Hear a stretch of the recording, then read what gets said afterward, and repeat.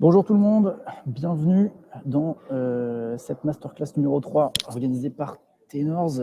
Comme vous pouvez le voir en bas sur la petite caption, on va commencer à 11h33 la masterclass. Jusqu'à là, on sera ensemble pour parler rapidement de ce qui va se passer aujourd'hui et de comment ça va se passer surtout, parce que maintenant on maîtrise bien nos lives LinkedIn, donc on n'a plus trop de problèmes techniques. Pour la petite info, ce live, là actuellement, les personnes qui sont sur le chat, vous êtes bien en live. Ça a commencé donc à 11h30 précisément. En revanche, il y a des personnes qui peuvent le prendre en asynchrone, qui peuvent prendre ce live dans 5 minutes. Donc, il y aura un décalage entre ce que vous me dites au niveau des commentaires et ce que Christopher va dire au niveau de sa masterclass. N'hésitez pas à poser vos questions directement dans le chat. De toute façon, pas trop d'autres moyens. Moi, je vais prendre toutes ces questions et on prendra un moment à la fin pour y répondre ensemble. Donc, Christopher pourra vous donner toutes les réponses là-dessus. Vous pourrez évidemment rentrer à nouveau en contact avec lui à la suite de ce live. Vous aurez le contact de Christopher directement. Et pour la question du replay, il sera donc disponible sur ce lien. Il est directement sur notre page Tenors, sur nos profils personnels à Christopher et à moi. Et vous avez la possibilité de le regarder quand vous voulez, en asynchrone à nouveau, avec les réponses uniquement aux questions qui auront été posées. Mais encore une fois, vous pouvez nous contacter, on est des humains, on répond à nos LinkedIn et n'hésitez pas à nous ajouter à la suite de tout ça. Avant de se lancer sur la masterclass de Christopher, sur l'importance de synthétiser son cours, on va parler très rapidement de Tenors. Donc Tenors, c'est une plateforme de mise en relation entre d'un côté des intervenants et de l'autre côté des établissements du supérieur. Ça vous donne la possibilité en tant qu'intervenant ou formateur de vous rendre visible auprès des établissements de l'enseignement qui seraient amenés à chercher. Donc cette visibilité, vous pouvez être contacté de deux manières. Vous avez la possibilité d'être contacté parce que les responsables pédagogiques et directeurs d'école vont vous chercher directement sur la plateforme avec une recherche filtrée, ou alors vous allez recevoir des notifications directement par mail parce qu'il y a des offres qui pourraient vous intéresser, qui font partie de votre scope de compétences. À la suite de ça, vous pouvez aussi créer des candidatures spontanées directement sur les vitrines de nos établissements partenaires qui sont sur notre site tenors.fr. Donc, n'hésitez pas à aller faire un tour sur Tenors à la suite de ce live. N'hésitez pas à nous poser des questions ou à venir directement sur notre page LinkedIn ou Twitter si vous avez les moindres remarques, feedbacks, suggestions ou encore une fois questions. On est là pour vous. Je vais donc désormais accueillir Christopher pour ce début de live. Bonjour Christopher, comment ça va ? Bonjour, salut Théo, bonjour tous, merci pour l'invitation.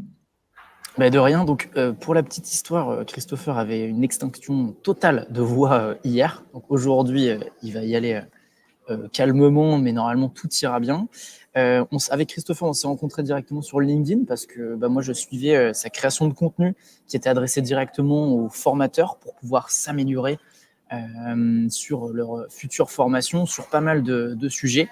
Aujourd'hui, on a décidé ensemble de vous partager cette masterclass sur l'importance de synthétiser son cours.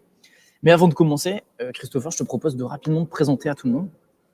Je t'en prie. Alors, donc je suis Christopher Dréan-Moretti.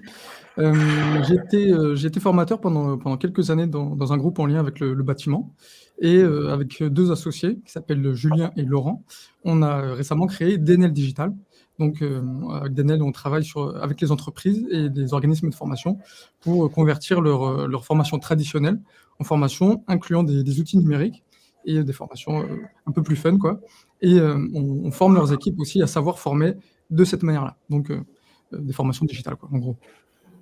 Donc, toutes les personnes qui pourraient être intéressées par les activités de Christopher ou en savoir plus, n'hésitez pas encore une fois à la fin de ce live à l'ajouter. Il est dispo dans les personnes qui sont en intervenant aujourd'hui dans le live et on passera son profil LinkedIn à la fin de ce live. N'hésitez pas encore une fois à nous poser toutes vos questions. S'il y a une remarque, une question ou même si c'est pour dire merci ou c'est bien dans le chat, ça fera plaisir à Christopher et à moi. Je laisse Christopher avec la pleine parole. Je vais capitaliser toutes vos questions et on reviendra à la fin de ce live sur vos questions. Hop. Je t'en prie, Christopher. Merci beaucoup. Donc, comme l'a dit Théo, je sors vraiment d'une extinction de voix, donc j'espère que ça va aller. Je pense que ça peut revenir à n'importe quel moment. Donc, ne serait-ce que pour ça, je pense que ça vaut le coup de rester parce que je pense que ça peut être rigolo si jamais je perds ma voix, mais bon, on finira en langage des signes au pire. Donc, dans ce webinaire, qui fait partie de la série organisée par Ténors, hein, sur le thème de la pédagogie, on va parler de l'importance de synthétiser son cours quand on crée une formation. Donc, quand on parle de synthétiser son cours, on parle du fait de rendre son cours de formation plus court et donc réduit à l'essentiel. Donc, pour éviter à ces apprenants d'avoir à ingurgiter trop d'informations et du coup rendre son cours inefficace, on va voir que c'est super important de synthétiser. Et donc, dans ce webinaire, on va voir comment on le fait et puis pourquoi on le fait surtout. Donc, je vous présente le sommaire dans un premier temps. Premièrement, on va répondre à la question « C'est quoi faire court quand on fait court ?» Donc là, on donnera quelques définitions importantes pour bien comprendre de quoi on parle. Ensuite, on verra pourquoi c'est important de faire court quand on fait court. Donc, pourquoi il est important de synthétiser son cours de formation. Ça, c'est la deuxième partie. Dans la troisième partie, on verra comment on fait court quand on crée son cours, c'est-à-dire comment on le synthétise, comment on choisit ce qu'il faut garder et ce qu'il faut exclure de son contenu de formation. Dans la quatrième partie, on va voir ce qu'on peut faire de son contenu de formation une fois qu'il était réduit au strict nécessaire. Et on va voir aussi ce qu'on peut faire du superflu. Et enfin, pour terminer, on verra rapidement les principaux pièges à fuir en courant lorsqu'on crée une formation, c'est-à-dire les travers dans lesquels il ne faut pas tomber lorsqu'on tente de synthétiser son cours. Alors, pour la première partie, c'est quoi faire court quand on fait court? Donc, tout d'abord, il faut qu'on définisse clairement deux termes dont on va parler tout au long du webinaire. D'un côté, l'essentiel, et de l'autre, le superflu. Donc, c'est deux termes qu'on va beaucoup utiliser dans tout le webinaire. Donc, je veux être bien sûr qu'on parle de la même chose. Donc, selon le Larousse, l'essentiel, c'est le principal, le point capital, ce qu'il y a de plus important, ce qui est indispensable. Et puis, toujours selon le Larousse, eh bien, le superflu, c'est tout ce qui ne concerne pas la stricte satisfaction des besoins considérés comme fondamentaux. On est tous d'accord sur ces définitions. Donc, on y va pour la suite. Première grande question. Pourquoi peut-on être tenté de faire long quand on est en pleine création de son contenu de formation? Donc, si vous avez déjà été amené à créer un cours pour former des gens, par exemple, ou même plus généralement quand vous voulez expliquer quelque chose à quelqu'un, vous voulez souvent en dire un maximum. Et en fait, la plupart du temps, si vous êtes tenté d'en dire un maximum, il y a plusieurs raisons. C'est parce que soit vous êtes passionné par votre sujet. Dans ces cas-là, tout vous semble intéressant et essentiel, alors qu'en fait, non. Et en vrai, les apprenants, ils ne peuvent pas accumuler toutes les connaissances et toutes les compétences d'un expert du domaine comme vous l'êtes. Donc il faut d'abord que les apprenants apprennent les bases, il faut déjà commencer par là. Et en général, les apprenants, en fait, quand ils sont devant vous, ils ne sont pas là pour devenir aussi bons que vous ou meilleurs que vous. Donc ça ne sert à rien d'étaler votre science, en gros. Ensuite, ça peut aussi venir du fait que vous avez peur d'oublier des éléments importants. Donc vous vous dites, quand ça peut aussi être parce que dans une session précédente, un apprenant vous a fait remarquer qu'il manquait une info dans votre cours et donc vous vous êtes dit: «Bon, tiens, pour la prochaine session, ce serait bien que je rajoute cette info-là» et au fur et à mesure des sessions, au final, votre contenu est vraiment devenu beaucoup trop long et donc voilà, c'est aussi une tentation qu'on peut avoir parfois. Ça peut également venir du fait que vous avez peur de finir trop tôt. On vous a missionné pour créer une formation de 7 heures, par exemple, et vous avez peur de tenir que 4 heures. Donc, vous allez en rajouter pour être sûr de ne pas finir trop tôt. Peur de décevoir, en gros, votre mandataire. Ça peut aussi venir du fait que vous avez peur pour votre légitimité. Par exemple, parfois, on se retrouve face à des apprenants qui connaissent déjà un petit peu le sujet et qui peuvent vous faire remarquer devant tout le monde que vous n'avez pas parlé d'un point qu'ils jugeaient important, eux, et donc vous avez peur de passer pour un formateur un peu léger. Et donc c'est pour ça aussi que vous pouvez être amené à en rajouter, à faire un peu trop long. Donc tout ça, ça peut arriver, c'est humain même d'être tenté d'en faire trop, d'être trop long, et c'est normal. Donc justement, moi je suis là pour vous dire que, il ne faut pas céder à cette tentation.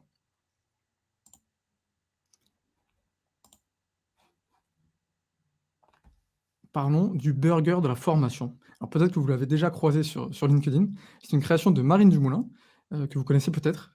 Si ce n'est pas le cas, je vous invite vivement à la suivre sur sa page LinkedIn, parce qu'elle y parle beaucoup de pédagogie, de techniques de formation. D'ailleurs, c'est elle qui animait la deuxième masterclass de Ténors, ici même, avec Théo.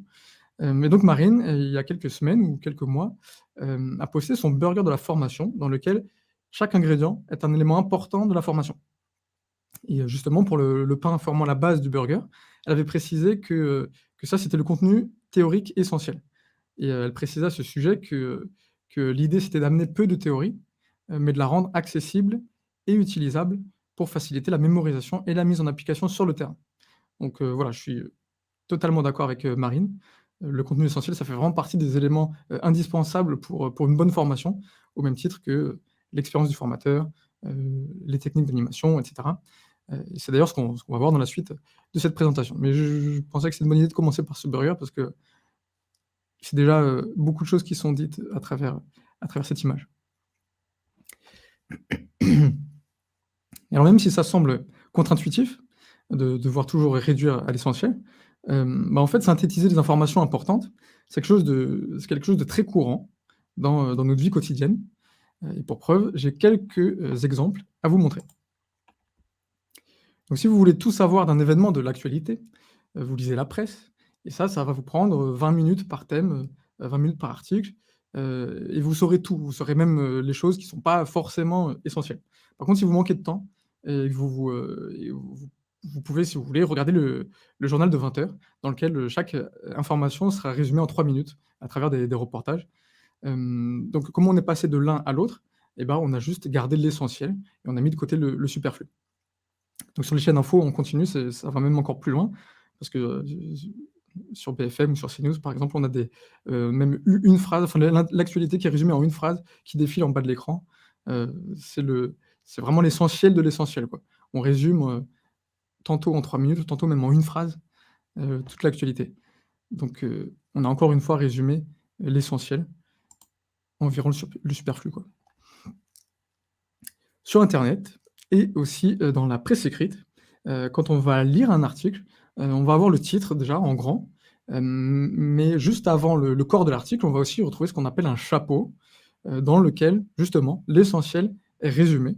Donc à chaque fois que l'article commence par le titre, il est tout de suite suivi d'une synthèse de l'article. Et donc en gros, si on veut aller plus loin que l'information principale qu'on retrouve dans le chapeau, il faut lire l'article. Mais on peut totalement se contenter de lire le chapeau pour avoir vraiment l'essentiel de notre information. Donc c'est encore un exemple dans lequel, on est allé, chercher juste l'essentiel et on a gardé le superflu pour après, quoi. Un troisième exemple, donc sur cette image, vous avez l'article Wikipédia qui est consacré au pandarous. Donc il est extrêmement long. Franchement, je ne savais même pas qu'il y avait autant de choses à dire sur les pandarous. Et franchement, ouais, à part si on veut devenir un spécialiste des pandarous, je vois pas l'intérêt de savoir tout ça. Donc, il y a à certaines occasions, on va pouvoir le synthétiser. Et par exemple, si on visite un zoo et qu'on se retrouve justement face à la cage des pandarous, on va voir une synthèse de notre fameuse page Wikipédia où on va pouvoir lire, simplement où est-ce que le pandarou, vit, qu'est-ce qu'il mange, combien il pèse, et cetera. On n'a pas besoin de savoir, toute la vie, tout ce qu'il fait dans sa vie pour, pouvoir avoir une idée de ce qu'est un pandarou, quoi. Donc là, je vous ai cité 3 exemples, dans lesquels on a synthétisé des infos et donc on a vu que c'était très commun. Donc j'aurais aussi pu vous parler, de minimalisme, le minimalisme en peinture, par exemple, en architecture, en musique aussi, on parle de minimalisme et c'est pareil, c'est à chaque fois le même principe de tout, résumer à l'essentiel. Donc là, on va avoir un petit résumé de ce qu'il faut retenir de cette première partie, qu'on vient de passer. Donc le titre, c'était: «C'est quoi faire court quand on fait court?» Donc ce qu'il faut retenir, c'est que, l'essentiel, c'est ce qui est indispensable et le superflu, c'est tout ce qui ne concerne pas les besoins fondamentaux. Ensuite, en tant que formateur ou intervenant, on est tous tentés d'écrire des cours trop longs. C'est normal, mais il faut résister à cette tentation.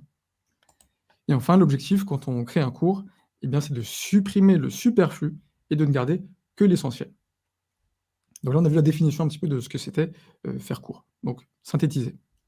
Alors pourquoi est-ce que c'est si important, en fait, de synthétiser? C'est ce qu'on va voir dans notre deuxième partie. Pourquoi faire court quand on fait court? Premièrement, ça c'est super important. En formation, synthétiser, ça va d'abord servir à s'assurer que l'essentiel est maîtrisé. Pour ça, je vais faire une analogie. Je pense que vous allez comprendre ce que je veux dire par là.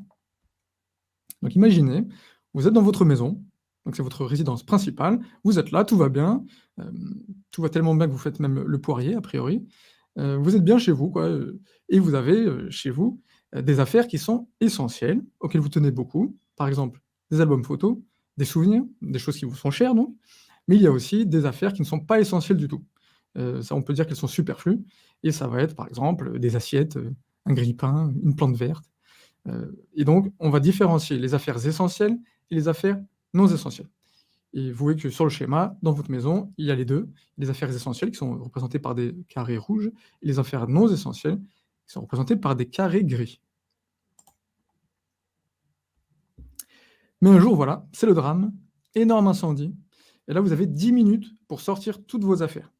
Et alors là, dans l'exemple qu'on a sous les yeux, le bonhomme qu'on voit s'échapper de la maison dit, enfin il se dit: «Oh bah, ça va, je suis large, je vais avoir le temps de sortir toutes mes affaires, avant que la maison soit entièrement brûlée». Et donc il ne fait pas la différence entre les affaires essentielles et les affaires, non essentielles. Il a décidé lui de tout sauver.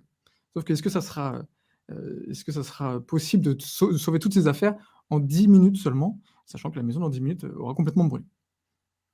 À votre avis? Évidemment non. Parce que les 10 minutes, ça passe très vite et au final, la maison a entièrement brûlé et là, c'est trop tard pour changer de stratégie et on se rend compte, qu'on n'a pas eu le temps de sauver l'essentiel. Donc le bonhomme, bah, il vient de perdre, les photos de ses enfants quand ils étaient bébés. Alors par contre, bien sûr, il a sauvé un géranium. Alors là, il est content, mais ça lui fait une belle jambe. Il a perdu, la moitié de ses affaires, essentielles, auxquelles il tenait beaucoup. Donc vous avez compris qu'à vouloir tout sauver, bah, il a juste réussi à sauver la moitié d'affaires essentielles, la moitié d'affaires, non essentielles, donc superflues, plutôt que de se concentrer sur tout l'essentiel. Donc qu'est-ce qu'il aurait dû faire? Eh bah, c'est passer ces 10 minutes à sauver juste l'essentiel et tant pis pour le superflu. Les plantes, la vaisselle, ça se rachète, on les rachètera.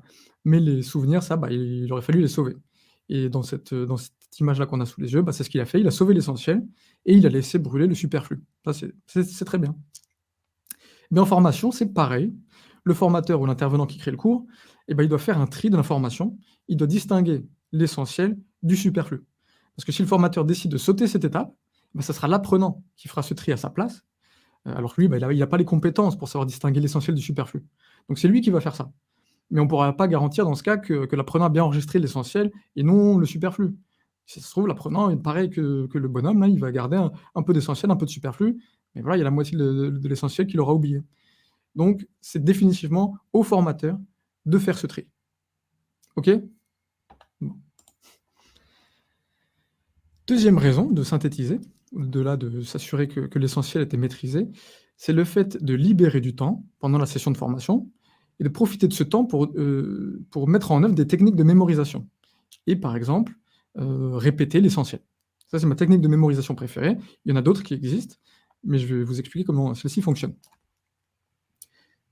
Là, je vais vous parler rapidement des travaux de Hermann Ebbinghaus, un philosophe allemand du XIXe siècle, qui a réalisé des travaux prouvant que lorsqu'on apprend quelque chose, on l'oublie très rapidement, jusqu'à l'avoir même totalement oublié après quelques jours. Mais, en revanche, il a aussi dit que si on répète cette chose, par exemple quelques heures après l'avoir appris une première fois, on l'oublie ensuite beaucoup moins vite. Et si on la répète régulièrement, on l'oublie même de moins en moins vite, jusqu'à ne quasiment plus jamais l'oublier, même si on a arrêté de la répéter. Donc on voit sur ce graphique que dans un premier temps, la courbe de l'oubli chute rapidement après avoir appris quelque chose. Et dans un deuxième temps, si on répète cette chose au bout d'un certain temps, et ben, la deuxième courbe de l'oubli chute moins vite. Et donc, on oublie moins rapidement la chose qu'on a appris et répété. Donc si on continue l'expérience et qu'on voit les choses de manière plus globale, on se rend compte donc qu'à l'origine de notre graphique, on apprend quelque chose. C'est l'étoile l'étoile jaune qui est tout en haut à gauche de notre graphique. Et on voit que une fois qu'on l'a appris, eh bien, il y a la courbe rouge, là, courbe de l'oubli, qui chute et qui indique qu'on oublie cette information. On fait alors une première répétition de cette information, par exemple après 10 minutes, et donc là, on remonte en haut parce que, on vient de s'en rappeler, là, on voit que la deuxième courbe rouge, la courbe qui est complète et rouge, chute plus lentement. Alors on fait une troisième répétition, suite à quoi la courbe, de l'oubli chute encore moins vite, puis une quatrième, puis une cinquième, et à la fin, on voit que la courbe est quasiment à l'horizontale, ce qui signifie que même si vous arrêtez de la répéter, cette info est quasiment gravée dans votre tête pour toujours. Et ça, c'est ce qui explique, par exemple, que parfois vous avez une chanson qui passe à la radio et vous connaissez les paroles, par cœur, alors que vous l'avez pas entendue depuis 10 ans, depuis 20 ans. Mais c'est parce qu'en fait, il y a eu une époque où vous l'avez tellement entendu qu'elle est restée gravée dans votre tête et que même si vous l'avez pas entendue depuis 10 ans, c'est trop tard, elle est gravée. Donc tout ça pour vous montrer l'importance des répétitions en formation. Donc une fois qu'on a abordé l'essentiel dans son cours, mieux vaut consacrer du temps à répéter cet essentiel, plutôt que de passer du temps à parler du superflu qui, n'a en vrai aucun intérêt. Alors ici, j'ai imaginé une session de formation avec un cours en 4 chapitres. Imaginons que chaque rectangle, c'est 1 heure de cours. On a par exemple 1 heure pour parler du sujet vert, 1 heure pour le violet, 1 heure pour le jaune, 1 heure pour le rouge. Plutôt que de parler de tous ces sujets-là pendant 7 heures et que l'apprenant retienne, ce qu'il peut ou ce qu'il veut, sur ces 7 heures, on va plutôt, garder que l'essentiel et on va parler que de l'essentiel de ces 4 sujets pendant, par exemple, les 4 premières heures et puis, pendant les 3 heures qui restent on va utiliser, une des techniques de mémorisation pour revoir ce qu'on viendra d'apprendre. Donc par exemple, la répétition comme on vient de le voir juste avant. Alors c'est beaucoup plus pertinent de s'assurer que l'essentiel est maîtrisé plutôt que l'ensemble soit survolé. Après, là, on a vu que les répétitions pouvaient se faire dans les minutes qui suivent la délivrance du contenu, mais pour être même parfaitement efficace, il faudrait aussi le faire après la session, sur plusieurs semaines, et pourquoi pas via des boosters. Mais bon, ça, c'est un autre sujet. Je ne vais pas digresser. On va rester sur cet exemple de temps qui a été libéré et pendant lequel on répète donc l'essentiel. C'est vu? Alors continuons. Une troisième bonne raison de synthétiser son cours, c'est d'éviter l'infobésité. Est-ce que vous savez ce que c'est que l'infobésité? C'est un vrai terme, c'est pas un terme que j'ai inventé. L'infobésité, c'est la surcharge d'informations. Quand il y a tellement d'informations que l'apprenant est noyé, sous ce flot d'infos et que même avec, toute la bonne volonté du monde, c'est impossible pour lui de discerner, l'essentiel du superflu. En plus, c'est épuisant pour lui. Donc, pour éviter l'infobésité, on va utiliser, des mots clairs et adaptés au sujet dont on parle. Donc, pas de fioriture, on fait attention aux mots qu'on utilise, on évite aussi certains adverbes ou certains superlatifs qui encombrent, le message. On va aussi présenter le contenu, de manière segmentée et non en flux continu. Donc on va dérouler notre cours via un escalier pédagogique, par exemple, qui sera séquencé. Comme on l'a vu, on va aussi supprimer le superflu, même s'il est, un peu intéressant. C'est-à-dire que parfois, le superflu, ça peut quand même être des informations intéressantes, hein. Mais il y a certains critères qui vont faire qu'on ne va pas le garder. On verra plus tard justement quels sont ces critères. Mais ça aussi, bien sûr, ça joue sur l'infobésité. Si on fait une présentation type, PowerPoint aussi, on va présenter, une idée essentielle par slide, donc pas, 15 idées sur chaque page. C'est aussi ça, synthétiser, c'est, vraiment rendre les contenus plus légers. En prenant en compte ces critères, on va retrouver des contenus donc plus épurés et ça permet aux apprenants, de se concentrer sur ce qui est vraiment essentiel. Comme ça, leur attention est portée exclusivement sur les bons éléments et en plus, il sera moins fatigué en fait parce qu'il aura pas à porter son attention sur 300 éléments à la fois et donc tout ça, ça renforce forcément, son apprentissage. Un exemple pour illustrer l'infobésité, c'est dans, Astérix et Obélix Mission Cléopâtre, la scène célèbre où Panoramix demande à Otis si, être scribe, c'est une bonne situation.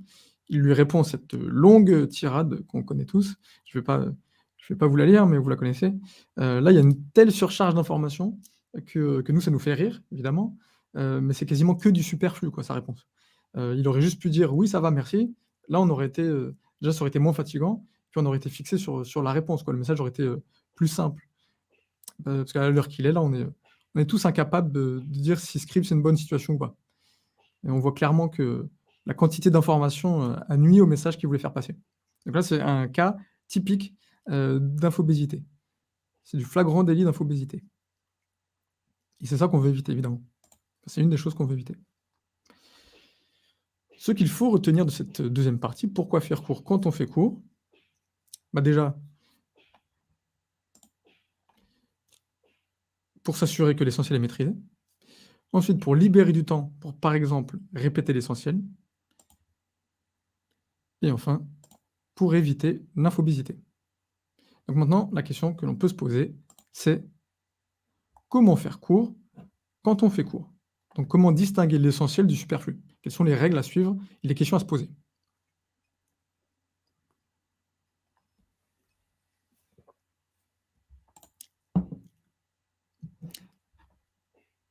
Alors l'une des premières règles quand on veut se forcer à synthétiser son cours, son contenu de cours, c'est déjà ne pas céder à sa propre envie d'être exhaustif.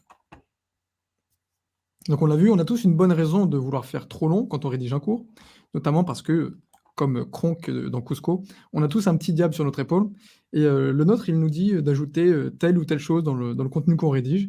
Il trouvera toujours, quelque chose à ajouter. «Tu devrais ajouter, cette info-là. Oh tiens, parle-leur de ça aussi. Ah, tu pourrais au moins leur dire ça», et cetera, et cetera.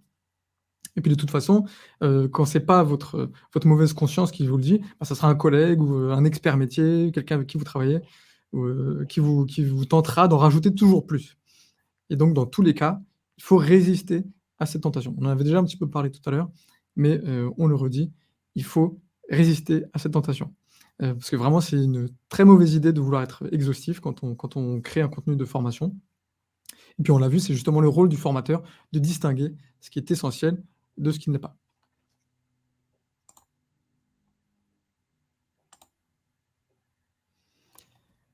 Maintenant, je vais faire, encore une fois, une analogie. Alors j'adore ce point, je trouve que c'est super important. Bon, on va voir que tout est dit quasiment.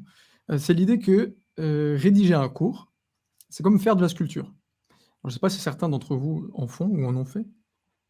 Je pense quand même que vous allez tous comprendre, l'analogie. Je vais m'appuyer sur l'exemple de la sculpture de David par Michel-Ange, que vous pouvez voir à Florence, en Italie. Au départ, Michel-Ange, il s'est procuré un énorme bloc de marbre, super lourd. Et dans ce bloc, il s'est mis à sculpter avec ses outils pour faire apparaître peu à peu une sculpture représentant David. Il est donc parti d'un bloc plein auquel il a retranché tout ce qui n'était pas utile pour sa sculpture. Il a supprimé le marbre de la matière jusqu'à ce que son David soit parfaitement sculpté. Et c'est seulement une fois qu'il a vu qu'il n'y avait plus rien à retirer qu'il a dit: «Voilà, c'est bon, j'ai fini». Donc s'il avait retiré encore un seul morceau, bah, ça y est, il aurait manqué un morceau, à David, il aurait manqué un doigt, ou pire encore. Mais en tout cas, le sculpteur est allé au maximum de ce qu'il pouvait retirer. Donc là, on voit que Michel-Ange n'est pas parti de zéro, puis a ajouté du marbre, encore et encore, jusqu'à ce que ça forme notre David. C'est l'inverse. Il est vraiment parti d'un bloc, d'un gros bloc, et il a retiré un maximum de marbre, et c'est là que notre David est apparu. Donc le résultat obtenu, c'est ce qu'on appelle la substantifique moelle du sujet. La substantifique moelle, c'est le contenu, une fois qu'il était réduit à l'essentiel. Et on ne peut pas retirer plus que ça. Et donc notre essentiel dans ce cas-là, c'est notre sculpture qui est terminée. Et notre superflu, eh bien, c'est le marbre qui a été retiré du bloc, mais qui ne fait pas partie de la sculpture définitive. Tout ça pour dire qu'en formation, eh bien, c'est pareil. Vous partez d'un bloc de marbre, c'est votre contenu, de formation complet, ou c'est tout ce que vous savez sur le sujet. Et puis vous devez retrancher dedans jusqu'à ce qu'il ne soit plus possible de retirer quoi que ce soit, au risque de déformer votre sculpture, c'est-à-dire votre cours, en fait. Donc en sculpture, comme en formation, on n'ajoute pas du contenu encore et encore, on pose déjà ce qu'on a et après on supprime du contenu au maximum jusqu'à obtenir une création parfaite, ni trop volumineuse, ni pas assez, juste, ce qu'il faut. D'ailleurs, c'est exactement la définition de la perfection par Antoine de Saint-Exupéry qui, a écrit en 1939 dans Terre des hommes: «La perfection est atteinte non pas, lorsqu'il n'y a plus rien à ajouter, mais lorsqu'il n'y a plus rien à retirer». Donc voilà, la formation parfaite, bah, c'est celle qui répond aussi à cette, technique de création. OK? Alors, on va voir maintenant comment on peut procéder pour sélectionner l'essentiel et mettre le superflu de côté. Alors dans les grandes lignes, voilà ce qu'on peut faire pour sélectionner l'essentiel. Déjà, on peut identifier comment le contenu sera utilisé dans le cadre du travail de l'apprenant. Si on sait comment, les apprenants vont utiliser ce qu'ils ont appris, ben, on pourra alors présenter le contenu de manière, heu, plus pertinente.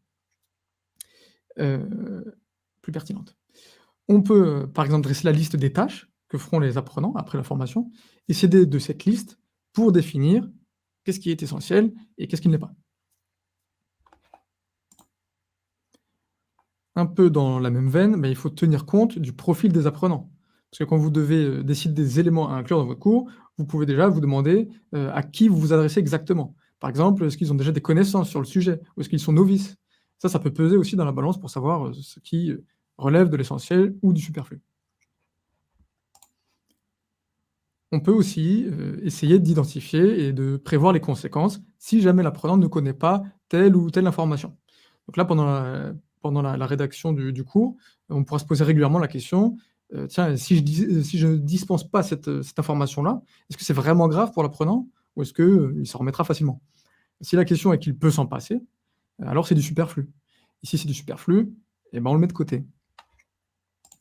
Et enfin, il faudra, vérifier que chaque élément d'information soutient les objectifs d'apprentissage définis.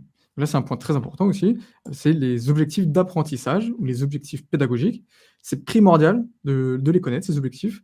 C'est les objectifs donc de la formation qui ont été définis en amont, souvent par un donneur d'ordre, pour savoir si, tel ou tel élément est utile ou non dans le cadre de l'atteinte de ces fameux objectifs.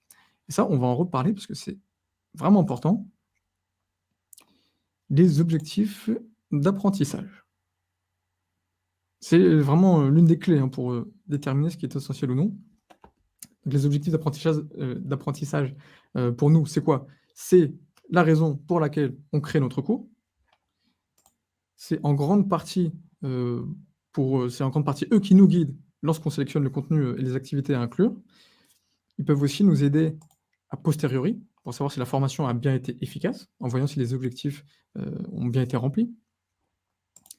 Et donc, sans les objectifs, pédagogiques ou objectifs d'apprentissage, on ne saura pas pourquoi, on crée le cours. Donc, quel contenu inclure, et quelles activités choisir. On ne saura même pas non plus comment évaluer le succès de notre formation. Donc, c'est vraiment, très important d'avoir les objectifs d'apprentissage. De les connaître et puis, ils jouent un rôle vraiment important, je le répète encore, mais ils jouent un rôle clé dans, dans le choix de l'essentiel.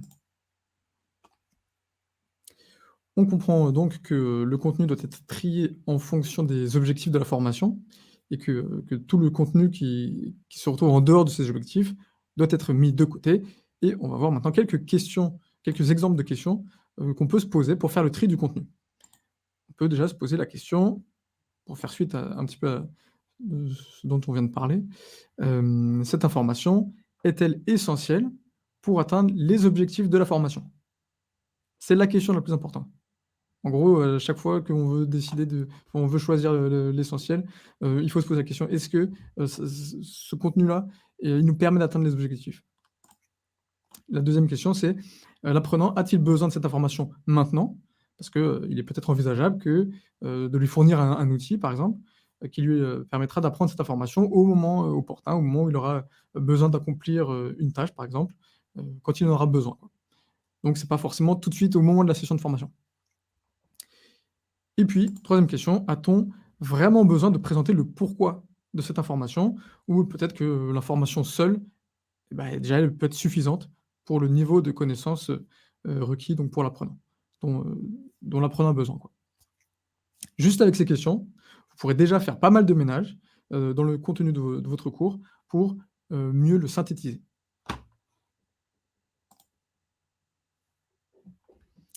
Je vais encore utiliser un exemple. Je vais boire un petit peu avant pour clarifier ma voix.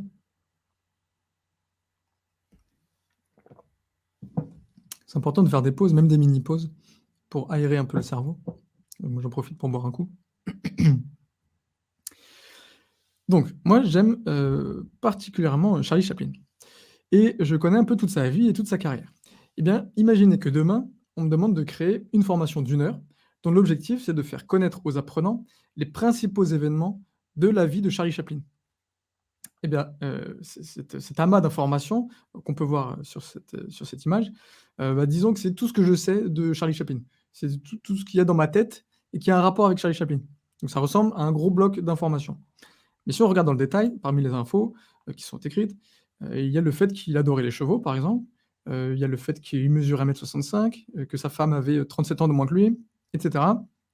Alors est-ce qu'on a vraiment besoin de ces informations pour atteindre l'objectif défini? C'est-à-dire connaître les principaux événements de la vie de Charlie Chaplin? Non. Par contre, sa date de naissance, la date de sa mort, les titres de ses principaux films, tout ça, oui, ça c'est important.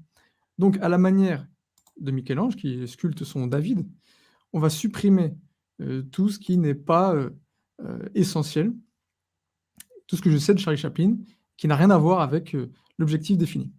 Donc voilà, je supprime le superflu. Là, je me retrouve avec mon cours qui est bien sculpté et bien sûr, il me reste du coup, le superflu sur les bras. Donc vous voyez que je me suis posé la question, à chaque fois que j'ai vu une information, dans mon bloc de marbre, je me suis posé la question: «Est-ce que ça, c'est important, pour atteindre l'objectif de connaître les principaux, événements de la vie de Charlie Chaplin?» Et c'est comme ça que je me suis dit: «Bon, bah, vas-y, ça, c'est pas important, ça, c'est pas important, c'est du superflu». Et à la fin, bim, j'ai ma jolie sculpture. Ce qu'il faut retenir de cette partie, comment faire court quand on fait court? Premièrement, c'est qu'il ne faut pas céder à l'envie d'être exhaustif. Ensuite, rappelons qu'on doit supprimer le superflu et ne garder que l'essentiel. Je le répète encore et toujours, hein, mais c'est ça à synthétiser. Et puis comme critère pour sélectionner l'essentiel, principalement, on gardera les objectifs d'apprentissage et puis, le contenu, qui est utile pour l'apprenant, par rapport à son poste, par rapport à ses prérequis, par exemple. 4e partie, que faire de son cours court? Parce que voilà, on a, synthétisé notre contenu de formation, bah, c'est très bien, mais maintenant qu'il est plus court, eh ben, il faut qu'on voit, ce qu'on peut en faire.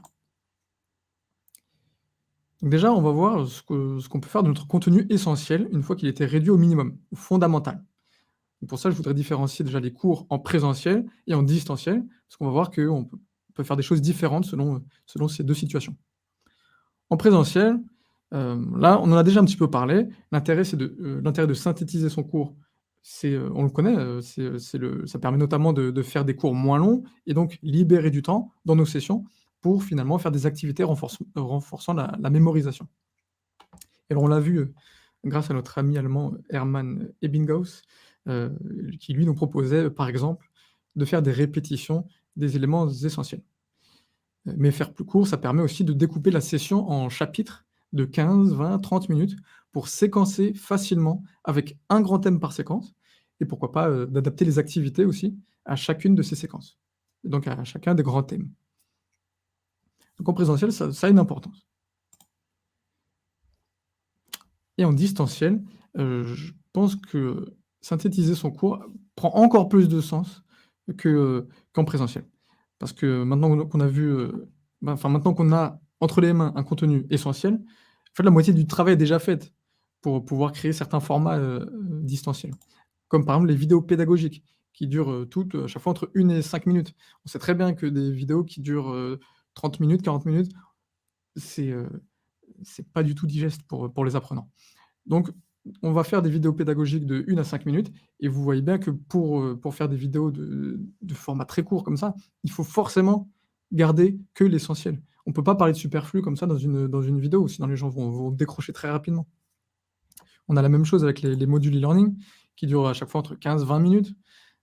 Pareil, là, on va parler que de l'essentiel. Les podcasts, c'est pareil, entre 10 et 30 minutes par exemple de podcast, on va parler que de l'essentiel. Les formats en rapid learning ou micro-learning, j'en parle même pas. Ça dure, entre 1 et 10 minutes, donc évidemment, il faut faire plus court. Les cours en classe virtuelle aussi. Dans ce format, on sait que tout un programme doit tenir, sur des séquences de 2-3 heures max, parce qu'après ça, les gens sont fatigués, donc on n'a pas envie de suivre des classes virtuelles qui durent une journée entière ou qui durent plusieurs jours. C'est compliqué, donc on va séquencer et à chaque fois, on va essayer de faire des cours, pas très longs, avec à chaque fois que de l'essentiel. Puis aussi, on peut parler des cartes mentales et des sketch notes, dans lesquelles on résume justement tout un cours en quelques mots ou en quelques croquis. Donc on voit bien ici l'intérêt d'avoir un contenu court, mais uniquement avec de l'essentiel. Parce que la synthèse, c'est vraiment indispensable pour fabriquer des contenus comme ça. Autant en présentiel, on peut fabriquer des formations, sans faire la synthèse en amont. Alors ça sera des formations de qualité, moyenne, plutôt basse, mais autant là, en distanciel, on ne peut même pas du tout fabriquer des contenus, si on n'a pas déjà, fait le tri, de l'essentiel et du superflu. Nouvelle question, maintenant, que faire, du superflu? Parce qu'on a beaucoup vu pendant cette, présentation, qu'on ne gardait que l'essentiel à chaque fois et que le superflu, on le mettait de côté. Mais est-ce que ça veut dire que le superflu, on va le jeter à la poubelle comme un déchet? Bah, pas forcément. On va voir, ici et pareil en différenciant le présentiel du distanciel. En présentiel, on aura dans un premier temps notre cours en salle où l'essentiel donc sera dispensé, mais rien n'empêche le formateur de transmettre d'autres informations complémentaires aux apprenants qui ne sont pas indispensables à la compréhension, à l'apprentissage ou à l'atteinte des objectifs de la formation. Donc ces infos, elles peuvent quand même intéresser les apprenants qui voudraient aller plus loin ou qui voudraient en savoir plus sur un point particulier. Donc ça peut être fait, par exemple par la remise d'un classeur de formation dans lequel on mettrait une annexe, avec tout le superflu qui est à l'intérieur. Superflu, mais quand même intéressant, il ne faut pas mettre, n'importe quoi non plus. On peut aussi, imaginer que le formateur envoie un mail aux apprenants après la session de formation pour, leur envoyer des liens, des fichiers PDF, des liens vers des vidéos, des articles à lire, des choses comme ça. Donc là, on voit que le superflu a quand même peut avoir un rôle, à partir du moment où il est un minimum intéressant, mais pas au point d'être, essentiel quoi, pas au point d'être, indispensable dans l'atteinte des objectifs qui ont été définis. Et puis en distanciel, si vous animez un cours, à distance, vous pouvez déjà envisager d'inclure dans un module, par exemple, un onglet dans lequel, l'apprenant peut aller consulter en autonomie des liens vers des sites, des vidéos, des articles.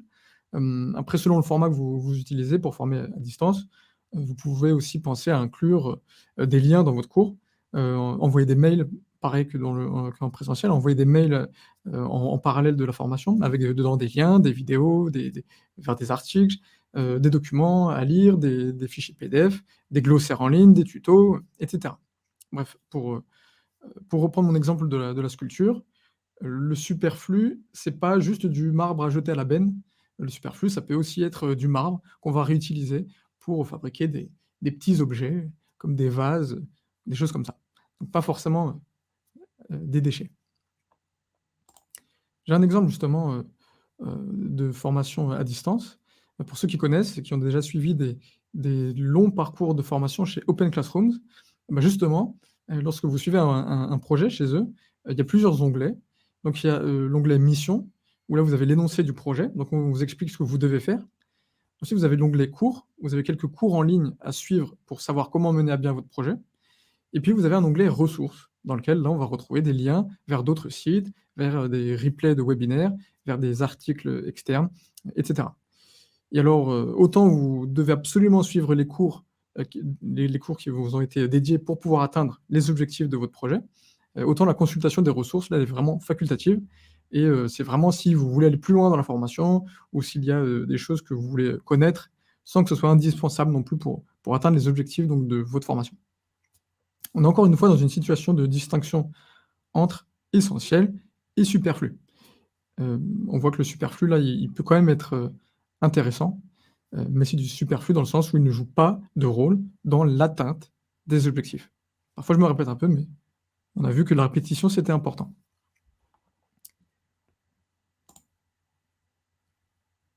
On va voir ensemble un exemple de plan de cours qui prend, en compte justement tout ce qu'on a vu.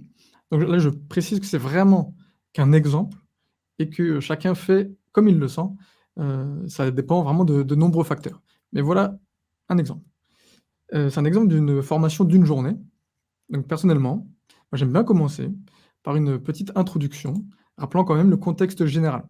Donc ça, c'est pas de l'essentiel, c'est pas du superflu, c'est juste histoire de rappeler dans quel cadre général s'inscrit le sujet du jour. Par exemple, dans mon cours sur la carrière de Charlie Chaplin, je peux parler du contexte historique, que traverse le monde quand Charlie Chaplin se fait connaître, et qu'est-ce que c'est que le cinéma à l'époque de Charlie Chaplin, au début de sa carrière. Donc c'est pas, je demande pas aux apprenants de connaître ça par cœur, de le retenir forcément, mais au moins, ça sert de rampe de lancement vers l'essentiel, qui est la suite de notre cours. Parce que justement, on va ensuite parler, par exemple, pendant 4 heures, des sujets essentiels. Donc là, on en a assez parlé. Suite à quoi, eh ben, on peut consacrer, par exemple, les 2 heures suivantes à répéter, à enregistrer les informations, pourquoi pas appliquer les connaissances aussi qu'on a acquises. En tout cas, on va travailler sur tout ce qu'on a déjà vu, dans l'essentiel et on va retravailler cet essentiel avec des techniques, de mémorisation, pour pouvoir ancrer ces infos-là dans les souvenirs de nos apprenants. Ensuite, bah, comme souvent, on procédera à une évaluation pour valider les connaissances qui ont été acquises jusque-là. Et enfin, une fois la session terminée, bah, le formateur, il peut envoyer un mail aux apprenants pour transmettre les informations superflues, comme on l'a vu, avec des liens, avec des documents, pour aller plus loin. Et puis dans les jours ou même les semaines qui suivent la session de formation, bah, le formateur, il peut aussi envoyer, pourquoi pas, des boosters, donc c'est-à-dire des rappels de ce qui a été appris dans le cadre des fameuses répétitions, hein, avec la courbe de l'oubli, pour qu'elle ne retombe pas. Et donc voilà comment on peut imaginer, une session de formation, d'une journée de 7 heures.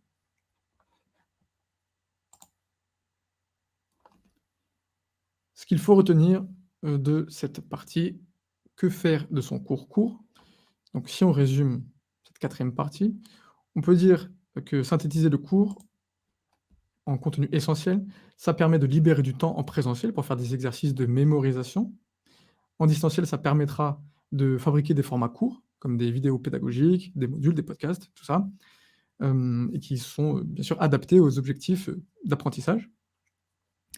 Et pour ce qui est du superflu, on va pas forcément le jeter à la poubelle, on va voir qu'on peut aussi le communiquer, par exemple, sous la forme de documents à consulter, si l'apprenant veut aller plus loin. Dernière partie, on va voir les pièges à fuir en courant quand on est en train de synthétiser son cours, donc les travers dans lesquels il ne faut pas tomber. Alors ça va être assez rapide. Le premier piège déjà, c'est de vraiment faire trop court. De créer un module par exemple qui est vraiment trop court et où les apprenants regardent ça comme si, ils regardaient une publicité. Parce que si ça dure 30 secondes, comme une pub, et bah, l'apprenant, enfin même l'attention de l'apprenant, bah, ça sera du même niveau que quand il est devant une publicité.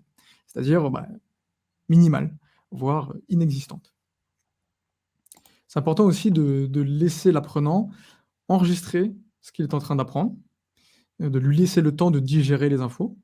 Parce que même si les formats, quand ils sont courts, ils sont efficaces, bah, ça n'en demeure pas moins que le fait d'apprendre, ça, c'est un processus qui reste long. Donc, il ne s'agit pas de faire court juste pour faire court. Il faut aussi des fois prendre le temps, de l'apprentissage. Et d'ailleurs, il faut aussi se rappeler que lorsqu'on utilise un format distanciel court, comme du mobile learning, du micro-learning ou même une carte mentale par exemple, bah, ça se fait généralement au sein d'un parcours plus global. Personne ne suit une formation entière composée de cartes mentales par exemple. Donc, voilà le piège là, c'est de vouloir absolument faire court et de se retrouver avec un cours dans un format, bizarre, trop court, trop léger, pour être vraiment efficace.